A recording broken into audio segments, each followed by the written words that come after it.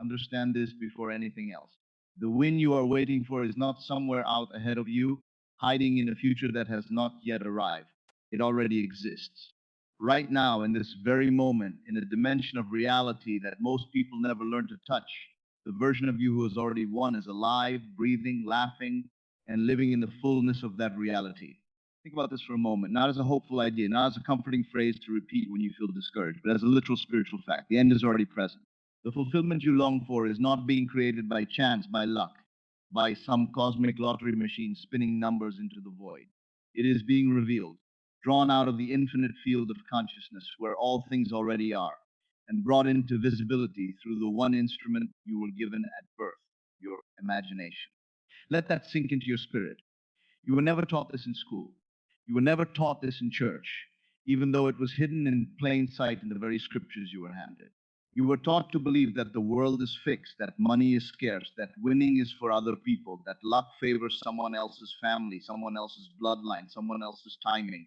But understand this, the outer world you see is not the truth of what is possible. It is only a shadow, a reflection, a mirror held up to the state of consciousness you have been living in. Change the state, and the mirror must change its reflection. This is not metaphor, this is law. Neville Goddard spent his life trying to help people understand a single radical truth that imagination is not a toy of the mind, not a place for idle daydreaming, but the very creative power of God operating through you. When scripture says that God created man in his own image and gave him dominion, it was not describing a distant deity ruling from some far off throne. It was describing your own consciousness, your own awareness, your own imagination, and the dominion you have been given over your experience through the disciplined use of that imagination. You are not a beggar standing outside the gates of abundance, hoping fate will notice you. You are the very substance through which reality is shaped. Feel this deeply. You are not asking creation for a favor. You are creation itself, temporarily forgetting its own power. Consider this. Every invention that now exists in the physical world first existed as an assumption in someone's mind. The airplane existed in someone's imagination long before it existed on a runway. The light bulb existed as a felt certainty before it existed as a filament glowing in a glass bulb. Nothing enters this physical world without first living fully formed in the unseen world of imagination. Your win is no different. It is not something you are hoping to create from nothing. It is something that already exists, complete, whole, and waiting only for you to inhabit it long enough on the inside that it must appear on the outside. Notice what happens when you allow yourself to actually consider this. Some part of you resists. Some part of you says, but that's not how the world works. That's not logical. Winning is random. It's a matter of statistics. It's a matter of chance. This is the voice of the old self, the conditioned self, the self that has been trained by a world of appearances to believe only in what the five senses report. But you were never meant to be ruled by your senses. You were meant to rule over them. The senses were given to you to perceive the world as it currently is, not to dictate what the world must remain. Your imagination was given to you to reveal what the world is about to become. The truth is, most people spend their entire lives negotiating with the outer world instead of commanding the inner one. They look at their bank account and let it tell them what is possible. They look at their bills and let them dictate their mood. They look at the news, the statistics, the odds, and they let those numbers become prophecy over their lives. But understand this, you were never meant to be a servant of circumstance. You were meant to be its master. Every circumstance you have ever experienced was first a state of consciousness you inhabited, whether you realized it or not. The outer conditions did not create the inner state. The inner state created the outer conditions. This is the great reversal that changes everything once it is truly understood. Imagine for a moment what it would feel like to already know, without a shadow of doubt, that the win has already happened. Not hope for it, not wish for it. Know it, the way you know your own name, the way you know the room you are sitting in right now is real. That feeling, that settled, quiet, unshakable knowing, is the actual substance of manifestation. Faith, in its truest and oldest sense, was never about believing in something you cannot see happen someday in the future.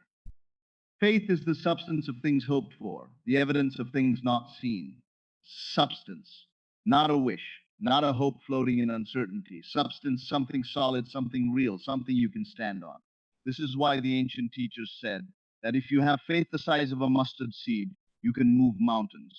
They were not describing blind optimism. They were describing a state of consciousness so assumed, so felt, so lived in, that it could not help but reshape the visible world around it. You must realize that the lottery in this teaching is simply a symbol. It represents any form of unearned, unexpected, abundant good flowing into your life without the laborious striving the world tells you is required. Okay?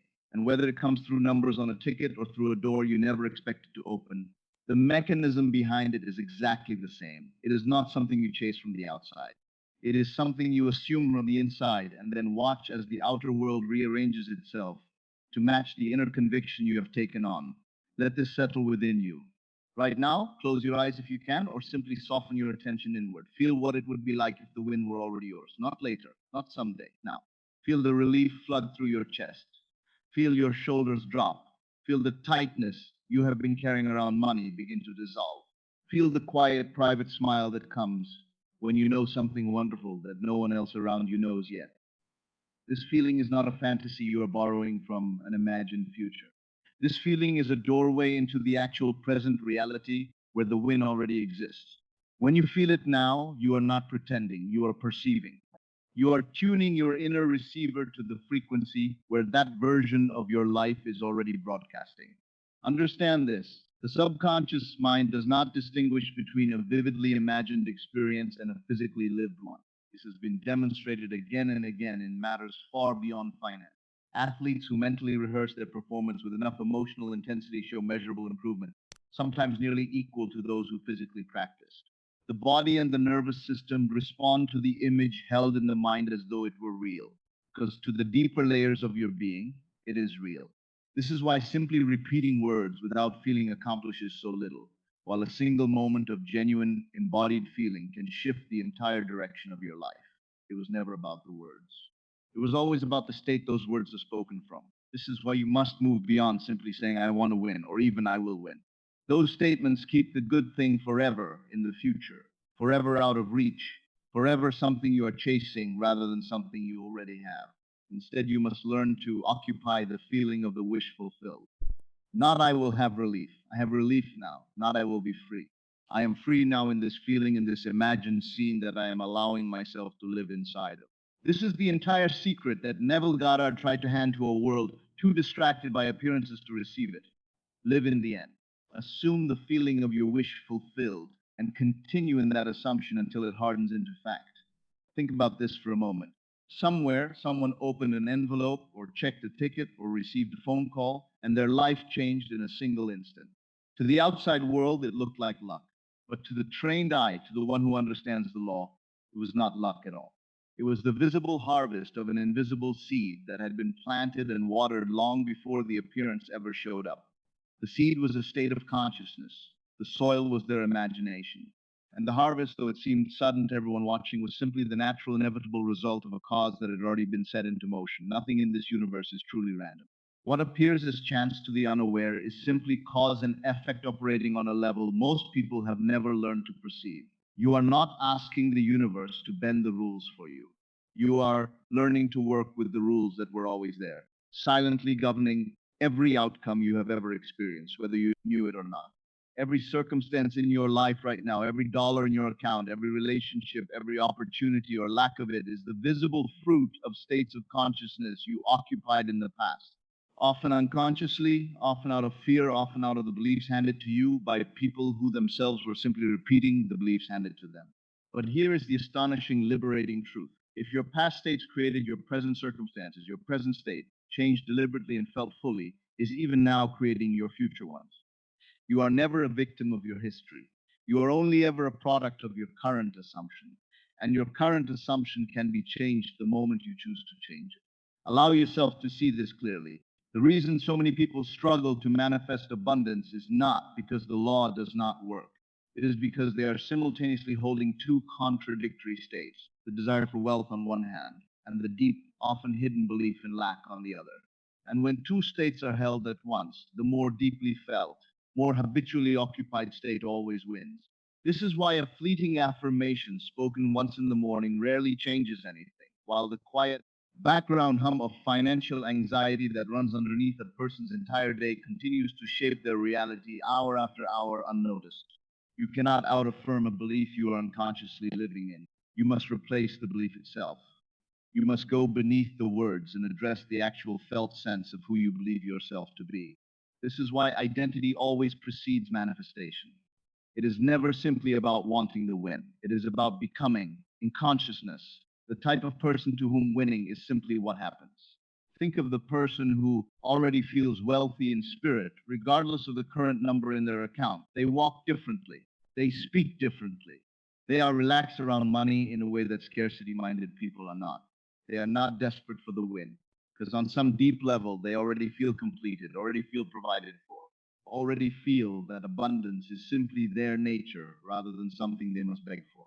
And it is precisely this relaxed, assured, grateful state that becomes the fertile ground in which the outer manifestation takes root and grows. You must realize that desperation and true faith cannot occupy the same space. Desperation says, I do not have it, and I am afraid I never will. True faith says, I already have it, I simply have not yet seen its shadow fall across my external world. One state repels the very thing it is chasing, because it continually affirms lack as its truth. The other state attracts effortlessly because it is simply recognizing on the inside what has not yet appeared on the outside. The way a person waiting at a train station does not doubt the train's existence simply because it has not yet arrived at the platform. Feel this deeply. Somewhere in the field of infinite possibility, there exists a version of your life where the win has already happened, where the relief has already washed over you, where you have already made the calls, already told the people you love, already felt your hands shake with joy as you realized this was truly happening. That version of you is not a fantasy. It is a real existing potential within the greater field of consciousness. And your task, your only real task, is to become so identified with that version, so emotionally merged with that feeling, that your current self and that future self begin to collapse into one. This is what it means to live in the end. Not to wait for the end to arrive, but to live from it now, so completely that the physical world has no choice but to rearrange itself around the truth you have already accepted. Consider this. When Jesus was asked how prayer works, he did not say, ask, and someday if you are worthy, if you are patient enough, you have suffered enough, it will be given. He said, whatever things you ask when you pray, believe that you receive them, and you shall have them. Notice the tense. Believe that you receive, not that you will receive, that you already receive right now in the moment of asking. This was not a poetic exaggeration. This was a precise instruction in the mechanics of consciousness. The receiving happens first on the inside, in the assumption, in the feeling, in the conviction, and only afterward does it appear on the outside, in what the senses can perceive. Most people have this process completely backwards. They wait to feel joyful until the money arrives. But the law requires the opposite. Feel the joy first, feel it as already accomplished, and the money will follow the joy the way a shadow follows the object that casts it. You are not a passive observer of a random universe, drifting at the mercy of odds and chance and the whims of fate. You are not someone who must earn abundance through suffering, through struggle, through decades of grinding effort before you are finally allowed to rest. That belief, though deeply embedded in the culture around you, is not truth, it is conditioning. You are the very consciousness through which the entire experience of your life is being generated, moment by moment, thought by thought, feeling by feeling. You are the dreamer of your own dream, and every character, every circumstance, every outcome within that dream is simply a reflection of the assumptions you are holding as you dream it. This is why the discipline of the imagination matters so much. Most people allow their imagination to run wild in exactly the wrong direction. They lie awake at night imagining bills they cannot pay. They imagine embarrassing conversations, imagine failure, imagine the worst outcome of every uncertain situation. And because imagination is creative, because it's the very workshop of God operating within them, these vivid, emotionally charged imaginings begin to shape their reality just as powerfully as any positive vision would. The law does not judge whether the imagined scene is wanted or unwanted. It simply responds to the feeling with which it is impressed.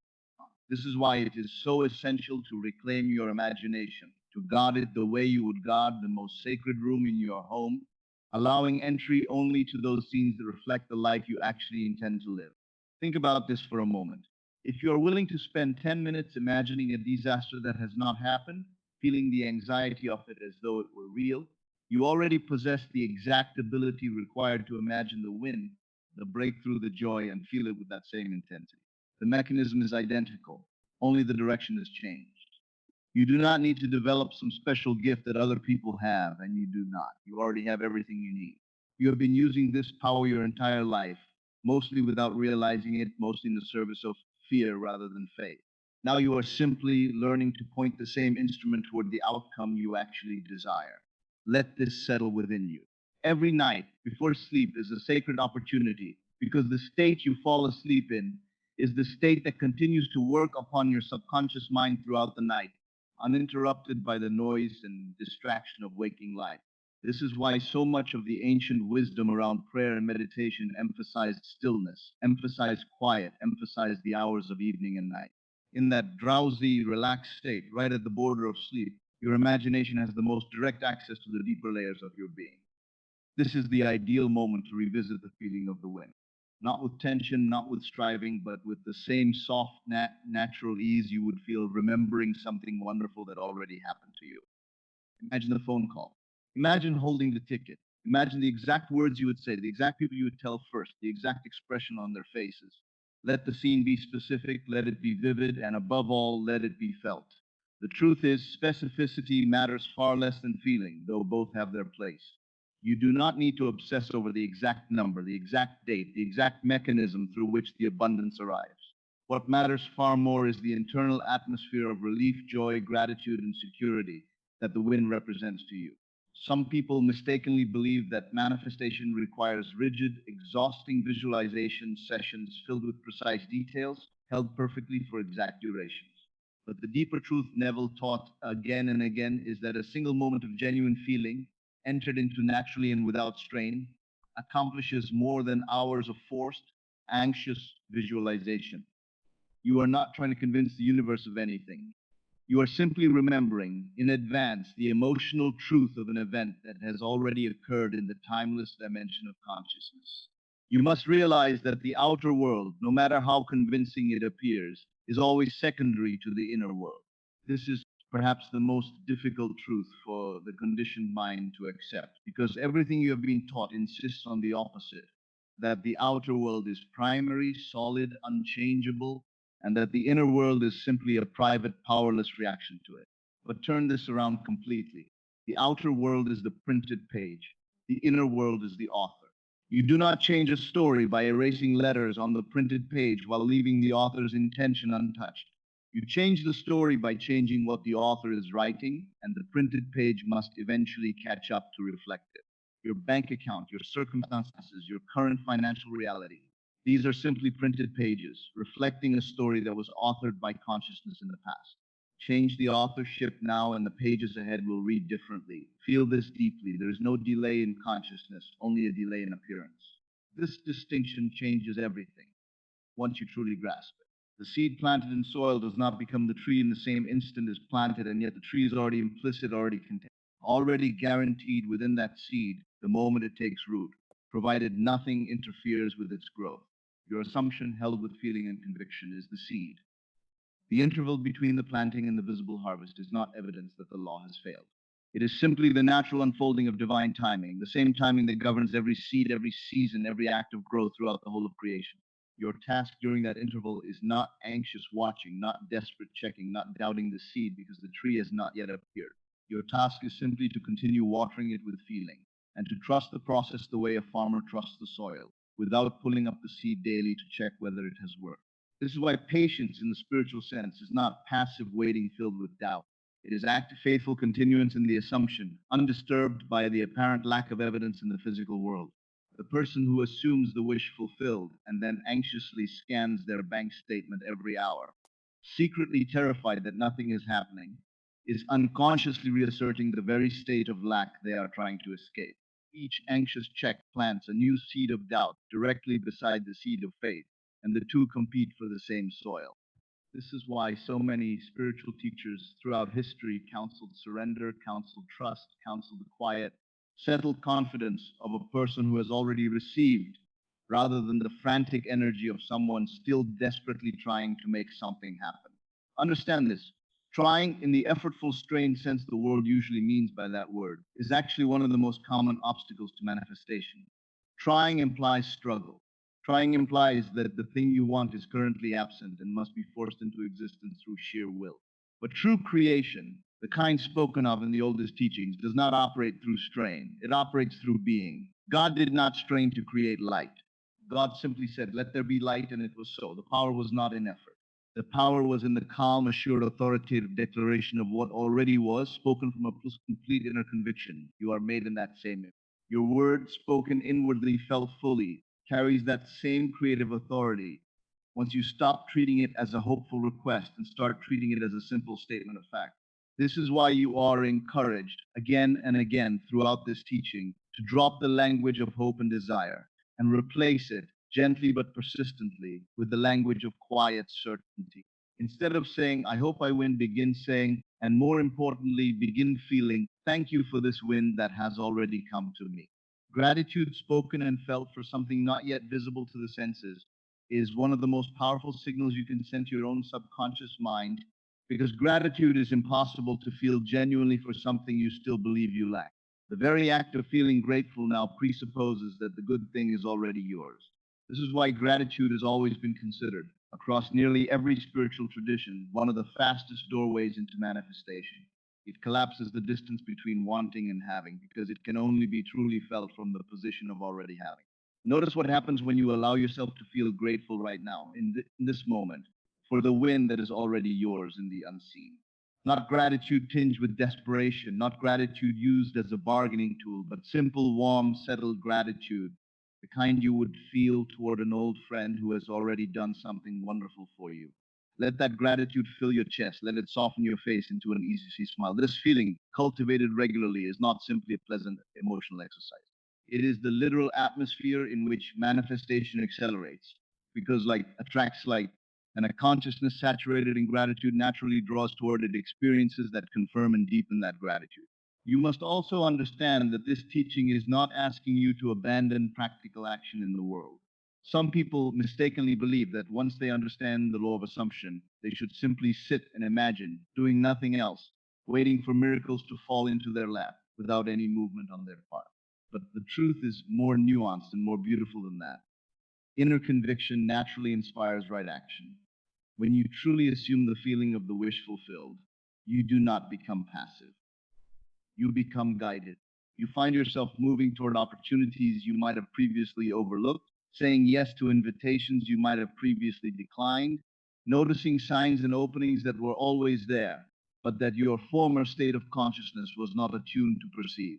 The outer action is not what creates the manifestation, but it often becomes the visible channel through which the already created inner reality steps into physical form. This is why so many people who eventually experience sudden, unexpected financial breakthroughs describe an inexplicable pull toward a certain decision, a certain place, a certain conversation, um, in the days or weeks before the breakthrough occurred. To them, in hindsight, it can feel like coincidence, like luck, like being in the right place at the right time. But to the one who understands the law, this is simply the outer world responding with perfect precision to an inner state that had already claimed the outcome as its own. The right place and the right time are not random. They are magnetically drawn toward the consciousness that has already assumed the end. Let this settle within you fully. You were never meant to live your life as a spectator, watching circumstances unfold and hoping they might occasionally favor you. You were meant to live as the creative center of your own experience, consciously choosing the inner states that shape the outer world around you. Every great teacher, every sacred text, every mystic tradition throughout human history has, in one form or another, pointed toward this same central truth. The kingdom of heaven is within you, not somewhere far away, not reserved for the righteous few after death, but within you, right now, accessible the moment you turn your attention inward and claim it. And within that kingdom, every good and perfect gift already exists in seed form, waiting only for the warmth of your believing attention to bring it into bloom. Imagine for a moment what your life begins to look like once you fully embody this understanding. Imagine moving through your days with a quiet, private knowing that abundance is already yours, that the win has already occurred somewhere in the timeless field of consciousness, and that your only task is to remain faithful to that inner conviction until the outer world catches up. Imagine the peace that comes from no longer needing to grasp, no longer needing to force, no longer needing to check anxiously for evidence, because you have finally understood that the evidence was never the source of your certainty. Your certainty was always meant to precede the evidence, not follow it. This is the identity shift that this entire teaching is ultimately pointing you toward. Not simply a technique to try for a few days and abandon if results are not instant, but a complete transformation in how you understand yourself and your relationship to reality itself. You are not a powerless creature at the mercy of luck. You are a conscious creator, temporarily wearing the costume of ordinary circumstance, learning to remember the authority that was always yours. Every scripture that spoke of sons and daughters of the Most High was speaking directly to you, was speaking about the divine inheritance of creative power that flows through your imagination the moment you learn to use it with conviction rather than doubt. Feel this deeply one more time before we continue. The win already exists. It is not being manufactured out of nothing through some strained, effortful process. It is being revealed, drawn forward out of the field of infinite possibility through the simple, natural act of your believing imagination. You do not need to force it. You do not need to beg for it. You need only to relax into the feeling of already having it again and again until that feeling becomes so familiar, so natural, so woven into your sense of who you are that the outer world has no choice but to reflect it back to you. Let every doubt that rises within you be met gently but firmly with this deeper knowing. When the old voice says this is not realistic, remind yourself that the entire visible world was once unrealistic to someone until they held its image steadily enough in imagination that it became fact. When the old voice says, people like me don't get lucky, remind yourself that luck is not a mysterious force reserved for the chosen few, but simply the visible harvest of an invisible state of consciousness, available equally to anyone willing to occupy it. When the old voice says it hasn't happened yet, so maybe it never will, remind yourself that the interval between assumption and appearance is not evidence against you. It is simply the natural unfolding of divine timing, the same timing woven into every seed, every season, every sunrise that has ever kept its ancient faithful promise. You are being invited in this very moment to lay down the exhausting posture of striving and to pick up instead the quiet, powerful posture of already having. You are being invited to stop asking the world to prove that abundance is possible for you and to start proving it to yourself. First, within the private theater of your own imagination, where no one else can see, where no one else's doubt can interfere, where you are entirely free to feel, as vividly and as often as you wish, the reality of the win that has already occurred. Let it be simple, let it be gentle. You do not need dramatic ceremony. You do not need perfect conditions. You simply need a few quiet moments, whenever you can find them, to close your eyes, to breathe, to remember the feeling of relief, of joy, of gratitude, of security that this abundance represents to you, and to rest in that feeling as though it were already completely irrevocably true. Do this not once, but as a returning practice, the way you would return to water a plant you deeply wish to see grow. Over time, this feeling will stop feeling like something you are reaching for and will begin to feel like something you are simply remembering, like an old and familiar truth about yourself that the world had temporarily helped you forget. And so, as you move forward from this moment, carry this understanding with you into every ordinary corner of your day. Carry it as you go about your tasks, as you speak with the people around you, as you look at your circumstances with new eyes. Let it live quietly within you, not as a desperate hope you are clinging to, but as a settled, private knowing that the win you have been waiting for has already been given, already exists, already belongs to you in the timeless dimension where all true creation begins. Let that knowing shape the way you feel, the way you speak, the way you carry yourself through this day, and every day that follows, until the outer world, faithful as it always is to the consciousness that governs it, rises up at last to meet the reality you have already claimed within.